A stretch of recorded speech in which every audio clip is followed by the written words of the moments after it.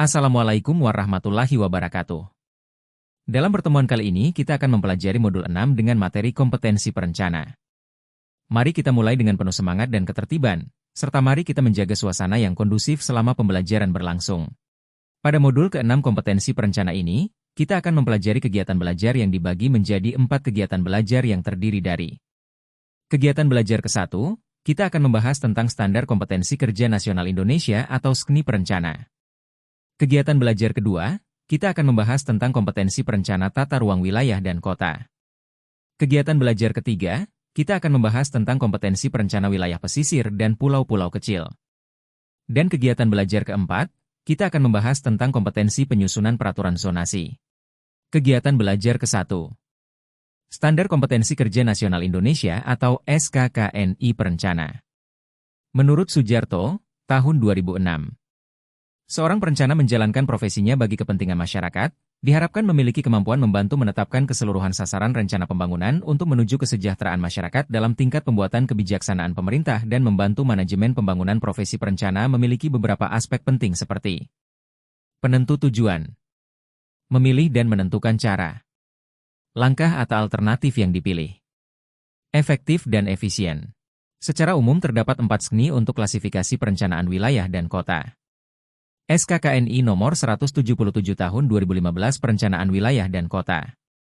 SKKNI nomor 82 tahun 2015 Perencanaan Tata Bangunan dan Lingkungan. SKKNI nomor 376 tahun 2013 Perencanaan Wilayah Pesisir dan Pulau-Pulau Kecil. SKKNI nomor 380 tahun 2013 Penyusunan Peraturan Zonasi. Peraturan Menteri Agraria dan Tata Ruang atau Kepala Badan Pertanahan Nasional Nomor 15 Tahun 2022 tentang prosedur dan tata cara pemberian lisensi tenaga profesional perencana tata ruang. Dalam peraturan ini diatur hak dari perencana tata ruang berlisensi, ialah menerima imbalan, mendapatkan pembinaan, membentuk kantor jasa perencana tata ruang berlisensi, melakukan pembelaan diri jika dikenakan sanksi atas pelanggaran atau kejahatan. Kegiatan belajar kedua. Kompetensi perencana tata ruang wilayah dan kota.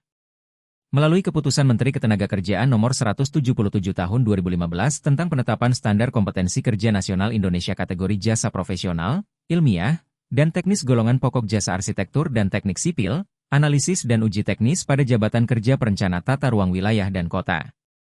Poin A yaitu syarat jabatan kerjanya adalah sebagai berikut. Untuk ahli muda, yang berpendidikan D3 memiliki 4 tahun pengalaman. Sedangkan untuk yang berpendidikan D4 atau S1 memiliki 2 tahun pengalaman. Untuk ahli madya, yang berpendidikan D3 memiliki 8 tahun pengalaman. Untuk yang berpendidikan D4 atau S1 memiliki 4 tahun pengalaman. Sedangkan untuk yang berpendidikan S2 atau S3 memiliki 2 tahun pengalaman. Dan untuk ahli utama, yang berpendidikan D4 atau S1 memiliki 8 tahun pengalaman. Sedangkan untuk yang berpendidikan S2 atau S3 memiliki 6 tahun pengalaman.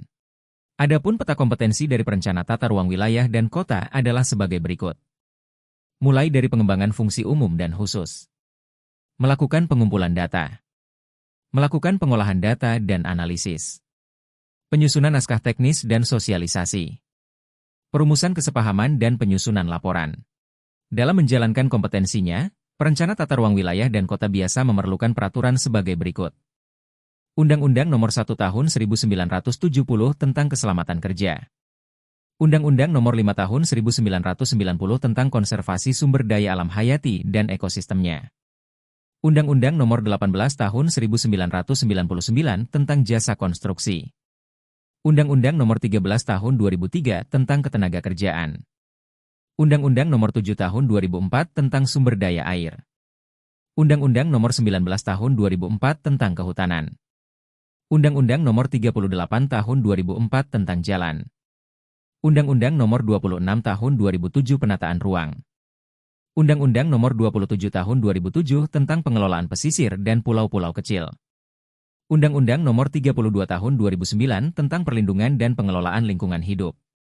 Undang-Undang Nomor 1 Tahun 2011 tentang Perumahan dan Kawasan Permukiman. Undang-Undang Nomor 23 Tahun 2014 tentang Pemerintah Daerah. Undang-Undang Nomor 11 Tahun 2020 tentang Cipta Kerja. Peraturan Pemerintah Nomor 69 Tahun 1996 tentang pelaksanaan hak dan kewajiban serta bentuk dan tata cara peran serta masyarakat dalam penataan ruang. Peraturan Pemerintah Nomor 13 Tahun 2027 tentang Rencana Tata Ruang Wilayah Nasional. Peraturan Pemerintah Nomor 21 Tahun 2021 tentang penyelenggaraan penataan ruang. Peraturan Pemerintah Nomor 2 Tahun 2022 tentang Cipta Kerja. Keputusan Presiden Nomor 57 Tahun 1989 tentang kriteria kawasan budidaya. Keputusan Presiden Nomor 32 Tahun 1990 tentang kriteria kawasan lindung. Peraturan Menteri Pekerjaan Umum Nomor 11-PRT-M-2009 tentang pedoman Persub dalam penetapan Ranperda RT-RWP dan RT-RWK. Peraturan Menteri Pekerjaan Umum Nomor 15-PRT-M-2009 tentang pedoman penyusunan RT-RW Provinsi. Peraturan Menteri Pekerjaan Umum Nomor 16-PRT-M-2009 tentang pedoman penyusunan RT-RW Kabupaten. Kegiatan belajar ketiga. Kompetensi perencana wilayah pesisir dan pulau-pulau kecil. Melalui Keputusan Menteri Ketenagakerjaan Nomor 376 Tahun 2013 tentang penetapan standar kompetensi kerja nasional Indonesia kategori jasa profesional, ilmiah, dan teknis golongan pokok jasa arsitektur dan teknik sipil. Analisis dan uji teknis golongan jasa arsitektur dan teknik sipil serta konsultasi teknis YBDI sub golongan jasa arsitektur dan teknik sipil serta konsultasi teknis YBDI kelompok usaha jasa arsitektur dan teknik sipil serta konsultasi teknis YBDI Jabatan Kerja Perencana Wilayah Pesisir dan Pulau-Pulau Kecil. Poin A. Syarat jabatan kerja. Ahli muda yang berpendidikan D4 atau S1 memiliki pengalaman di bidang wilayah pesisir dan pulau-pulau kecil. Adapun peta kompetensi dari perencana wilayah pesisir dan pulau-pulau kecil adalah sebagai berikut. Mengembangkan diri dan fungsi umum pekerjaan. Melakukan perencanaan. Dalam menjalankan kompetensinya, perencana wilayah pesisir dan pulau-pulau kecil biasanya memerlukan peraturan sebagai berikut. Undang-Undang Nomor 1 Tahun 1970 tentang Keselamatan Kerja. Undang-Undang Nomor 5 Tahun 1990 tentang Konservasi Sumber Daya Alam Hayati dan Ekosistemnya. Undang-Undang Nomor 18 Tahun 1999 tentang Jasa Konstruksi. Undang-Undang Nomor 13 Tahun 2003 tentang Ketenagakerjaan. Undang-Undang Nomor 7 Tahun 2004 tentang Sumber Daya Air. Undang-Undang Nomor 19 Tahun 2004 tentang Kehutanan. Undang-Undang Nomor 38 Tahun 2004 tentang Jalan. Undang-Undang Nomor 26 Tahun 2007 Penataan Ruang. Kegiatan belajar keempat. Kompetensi penyusunan peraturan zonasi. Melalui Keputusan Menteri Ketenagakerjaan Nomor 380 Tahun 2013 tentang penetapan standar kompetensi kerja nasional Indonesia kategori jasa profesional, ilmiah, dan teknis golongan pokok jasa arsitektur dan teknik sipil. Analisis dan uji teknis golongan jasa arsitektur dan teknik sipil serta konsultasi teknis YBDI sub golongan jasa arsitektur dan teknik sipil serta konsultasi teknis YBDI kelompok usaha jasa arsitektur dan teknik sipil serta konsultasi teknis TBD Jabatan Kerja Ahli Penyusunan. Peraturan zonasi kota. Poin A. Syarat jabatan kerja untuk kompetensi penyusunan peraturan zonasi adalah ahli muda yang berpendidikan D4 atau S1 memiliki 6 tahun pengalaman di bidang perencanaan tata ruang wilayah dan kota dan pengendalian terhadap pemanfaatan ruang pada level kota dan zona non-perkotaan. Poin B. Adapun peta kompetensi dari penyusunan peraturan zonasi adalah sebagai berikut. Mengembangkan fungsi umum dan persiapan pekerjaan. Dan menyusun peraturan zonasi. Poin C. Peta kompetensi. Dalam menjalankan kompetensinya, perencana wilayah pesisir dan pulau-pulau kecil biasanya memerlukan peraturan sebagai berikut. Undang-Undang Nomor 27 Tahun 2007 tentang Pengelolaan Wilayah Pesisir dan Pulau-Pulau Kecil. Undang-Undang Nomor 32 Tahun 2009 tentang Perlindungan dan Pengelolaan Lingkungan Hidup. Undang-Undang Nomor 1 Tahun 2011 tentang Perumahan dan Kawasan Permukiman. Undang-Undang Nomor 23 Tahun 2014 tentang Pemerintah Daerah. Undang-Undang Nomor 11 Tahun 2020 tentang Cipta Kerja.